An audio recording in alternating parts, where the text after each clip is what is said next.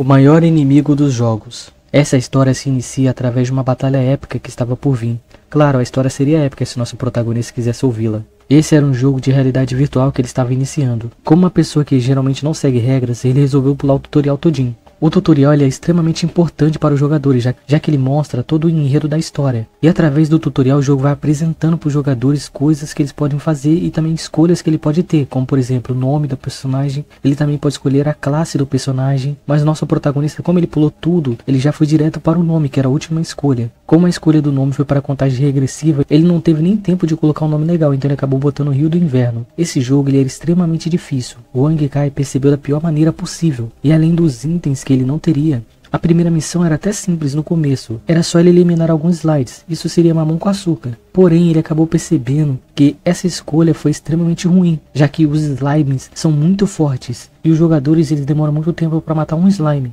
Então ele resolveu ir para o caminho mais fácil, acabando usando até uma tática bem infalível. Ele foi até uma pessoa para pedir ensinamentos para essa pessoa. À primeira vista, o soldado ignorou ele completamente, mas o Wang, por ele ser um rato de jogos, ele sabia como inverter aquilo ao seu favor, então ele inverteu o psicológico do soldado. E além do soldado ensinar literalmente as habilidades para ele de graça, e depois de ele roubar o soldado, quer dizer, pedir as coisas emprestado, o prota notou que os slimes de agora estão bem mais fracos do que o normal. E essa missão para os jogadores novatos iria demorar um mês para eles terminarem, mas ele acabou conseguindo terminar em algumas horas. O ancião deu uma recompensa para ele, e ele perguntou para o ancião se o ancião tinha outra missão. Lógico, por ser muito cedo, o ancião ficou meio resquício em dar a missão para ele. Como o nosso protagonista tem uma lábia muito grande, o ancião acabou cedendo a próxima missão. Só que era uma missão extremamente suicida. O Wang ele teria que iniciar uma jornada para matar o deus demônio. Só que essa missão não era só difícil de ser concluída. Se você acabasse não conseguindo concluir, uma guilda de NPCs iriam atrás de você. Então esse era mais que um motivo suficiente para você concluir essa missão. Percebendo que foi burrice ter aceitado a missão, nosso protagonista foi até caçar uns lobos para tentar aumentar o seu poder e aumentar o seu nível. Só que ele percebeu que os filhotes não davam tanto XP, então ele resolveu ir até um lobo maior.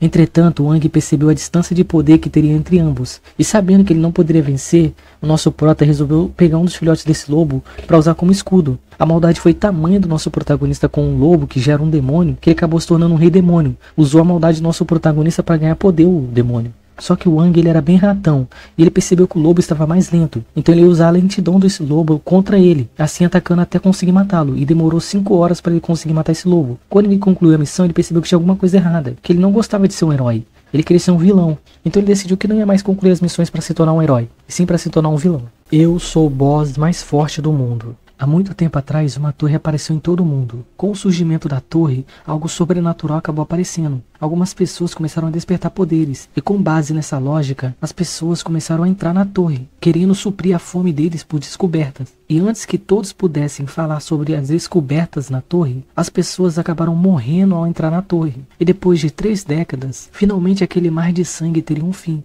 Uma luz nasceu no meio daquela escuridão. Todas as pessoas almejavam tocar naquela estrela. E esse era o Salvador, Lin Xiang, o herói da humanidade. Algo que não foi contado para as pessoas era que essa era a 3ª reencarnação dele, e com base no seu conhecimento ele finalmente chegou no topo da torre, e com isso ele conseguiu levar os seus amigos até o final, e por causa do seu sistema ele ganhou itens que seriam os mais fortes do mundo. Lin ele finalmente iria derrotar o Rei Demônio. Lin nunca tinha chegado nessa sala do Rei Demônio, por esse motivo ele não sabia o quão poderoso essa pessoa era. E mesmo usando todas suas forças, comparado a esse ser absoluto, ele não era nada. O Rei Demônio ele era tão forte que os itens que estariam no ápice não faziam nem cosquinhas nele. Os itens que a humanidade considerava mais poderosos eram meros objetos comparado a ele. E agora Lin, sabendo quão poderoso o Rei Demônio era, ele já planejava com que tipo de força ele viria para o próximo retorno. Entretanto, Lin ele não era o protagonista, era o Rei Demônio. Ele deduziu que Lin, pelo conhecimento que ele tinha pelas dungeons, ele era uma pessoa que reencarnava. Então ele começou a curar Lin. E ele disse para ele que ele não iria matá-lo, já que ele iria reencarnar de novo, e de novo, e de novo, até achar um jeito de matá-lo. Então o Rei Demônio resolveu jogar ele num ambiente que o tempo estaria congelado. E lá no limbo ele seria curado várias vezes, para que ele nunca morresse. Porque se ele não morre, ele não vai reencarnar. Como ele se gabava tanto das suas armaduras e das suas armas, o Rei Demônio usou a própria armadura do Lin para aprisioná-lo nesse limbo. O Rei Demônio ele era muito poderoso. E não só poderoso, ele também era muito esperto. Ele resolveu fingir que ele morreu, como se o Lin e os heróis tivessem derrotado ele, com o intuito que as pessoas abaixassem a guarda. Os humanos, percebendo que o Rei Demônio havia morrido, eles resolveram seguir o seu ciclo de vida. Uma coisa que os humanos são, eles são gananciosos. Então o Rei Demônio trouxe um item dele que era de rank S para levar uma pessoa de rank S até uma armadilha. E um casal ganancioso foi até essa armadilha, e eles acabaram caindo. Mesmo eles sendo rank S, eles eram meras formigas comparado ao seu poder. Por que ele resolveu fazer uma dungeon de rank S? Porque ele precisava manter uma pessoa de poder muito grande dentro do seu covil, para que distraísse a torre. Quando a torre descobrisse que ele não estaria lá no seu trono, ele já teria fugido, e também as pessoas nunca iam conseguir chegar no ápice da torre. Então ele sabia que ninguém teria esse poder nesse século. E também ele precisava de um nome, porque ele queria brincar de ser humano. E agora o Rei Demônio se chama Bai Jingfeng, e ele vai se tornar um caçador, para caçar os humanos, é claro. O caminho do imortal bizarro. Não é realidade, é apenas um sonho. Essas são palavras que o Wang repetia para si mesmo para que ele não enlouquecesse no meio daquele pesadelo. Depois que passou o seu estresse psicológico, Wang descobriu que ele estava no meio de uma seita macabra medicinal. Naquele ambiente as pessoas são muito estranhas. Algumas pessoas que estão ali foram sequestradas das suas seitas anteriores e vieram a entrar nessa seita contra a sua vontade. E outras pessoas eram excluídas do seu ambiente e quando chegou nessa seita, começaram a viver pelo líder da seita. E outras pessoas apenas buscam espaço para sobreviver. Wang ele sabe que nos seus sonhos também existem injustiças. Isso levou ele a repetir aquelas palavras que vinham em sua mente, que aquilo ali não era realidade, era apenas um sonho. Só que mesmo sendo um sonho, ele não permitiria aquela injustiça. Depois de ajudar aquela pessoa, que parecia uma pessoa até mais normal que todo mundo que estava ali naquele ambiente, Wang ele foi chamado pelo líder da seita. Ele e mais outra pessoa que era meio doidinha que estava no seu sonho. Essa menina era uma das meninas que aceitaram a realidade naquela seita. Quando ele chegou até a sala do líder da seita, ele percebeu que era uma pessoa muito macabra. E vendo ele pela primeira vez, ele mesmo descobriu como é que aquele líder fazia as pílulas e os elixires dele. Na verdade, ele produzia através do sacrifício humano. Depois de presenciar aquela cena nojenta e macabra, como uma presa sabendo que poderia morrer a qualquer minuto, tudo que o Wang pôde fazer era repetir aquelas palavras, que aquilo ali não era realidade, aquilo ali era um sonho. Esse era o mantra que seu psiquiatra falou para ele fazer toda vez que ele se sentisse encurralado nos seus sonhos. E isso acabou virando uma rotina da sua vida. Sempre que ele fechava os seus olhos para dormir, ao invés dele ter bons sonhos, ele sempre sonhava com esse pesadelo que vivia consumindo a sua vida. A sua família internou ele numa clínica psiquiátrica, porque sempre quando eles iam ver, o seu filho estava chorando em agonia. Depois de muitos anos, o psiquiatra começou a chamar a atenção dele, dizendo para que ele não intervisse em nada que acontecesse no sonho. E quando ele se sentia encurralado, ele repetia as palavras. Isso fazia com que o Wang entendesse mais um pouco sobre aquele sonho. E antes dele virar um louco, entre aspas, indo para essa clínica, ele tinha muitos amigos. Porém, só uma amiga de infância dele que ia visitar ele no hospital. Ela sempre motivava ele, dizendo que os dois iriam para a faculdade juntos, era só ele se consertar um pouquinho mais. E depois que ela deu aquelas palavras de conforto para ele e levou alguns itens que ele queria, infelizmente ela teve que ir embora, já que aquela clínica era de segurança máxima. E depois de o Wang deixá-la no portão, ele sentiu algo no seu bolso, e era um dos elixires que aquela doidinha deixou para ele nos seus sonhos. E foi aí que ele percebeu que na verdade seus sonhos poderiam até ser reais, e não seria uma loucura da sua cabeça. Quem sabe se ele mostrasse uma prova as pessoas iriam acreditar nele. Só que era tarde demais para ele. Isso não é real, é apenas um sonho. Isso não é real, é apenas um sonho. Me chame de diabo. Você sabe qual é os 7 desejos dos humanos? 7 desejos dos humanos são considerados pecados para os seres humanos. Os demônios, eles geralmente nascem através dos desejos mais profundos dos humanos. Aqueles desejos que são brutais, como por exemplo a guerra, o desejo de ter muito mais do que deveria ter, o desejo da violência. Os demônios acabam estimulando os seres humanos a fazer o que eles querem fazer realmente. Se alimentam dessa podridão que eles emitem.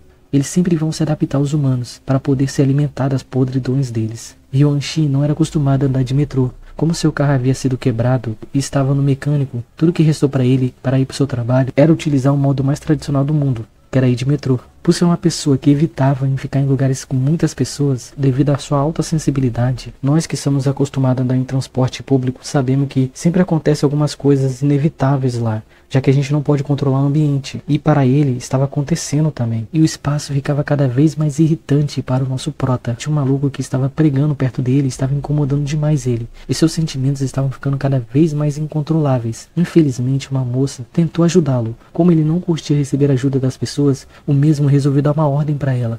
Só que aquela moça, ela não seguiu as suas ordens. Aquilo deixou ele bem intrigado. Devido ao estresse que o seu corpo estava sofrendo, tudo que ele teve que fazer era sair daquela encrenca. Porém, aquele maluco foi pra cima da moça. Ryunshin ainda estava curioso sobre aquela moça. Vendo que ela, mesmo olhando pra ele, não seguindo um comando, isso deixou ele ainda mais pensativo. E antes que ele pudesse tirar suas dúvidas, os guardas do metrô acabaram recebendo aquela denúncia e foram até lá para lidar com aquele encrenqueiro. E aquela moça aproveitou o momento de descuido de todo mundo e foi embora. Ryunshin ficou bem intrigado com ela, já que as pessoas não importam os sexos. Se a pessoa olhasse nos seus olhos, independente do desejo da pessoa, ela teria que obedecê-lo incondicionalmente, já que ele era o próprio Lúcifer. Com o passar das décadas, ele se adaptou aos seres humanos, e ele e os 7 pecados capitais acabaram criando uma clínica de cirurgia, já que qual o maior desejo do humano a não ser a vaidade? E ele estava bem entediado, já que ele tinha tudo. Por ele ter tudo e todos, e como seus poderes já não eram mais o bastante para ele, ele começou a ter alguns efeitos colaterais em sua vida. E pela primeira vez ele achou algo que pudesse quebrar o cronograma dele. Ryunshin, ele queria muito encontrá-la, mas o destino ele é cruel e justo. Lee apareceu na sua clínica para fazer uma consulta. O que vai acontecer com esse brinquedo, já que a pessoa que está controlando ele é uma pessoa que não aceita ordens? O aventureiro que foi traído foi ressuscitado como morto-vivo sem paralelo. Maldito seja aquele que nos obrigou a sonhar. Quando o Chrome ele era uma criança, ele teve que presenciar a pior dor que uma pessoa poderia presenciar: a sua mãe e seu pai sendo devorados por monstros. Com essa motivação forte no seu coração, ele decidiu se tornar um caçador, para vingar a sua mãe e seu pai e proteger o máximo de pessoas possíveis contra os monstros. Quando uma criança geralmente faz 12 anos, Deus ele abençoa essa criança com um despertar.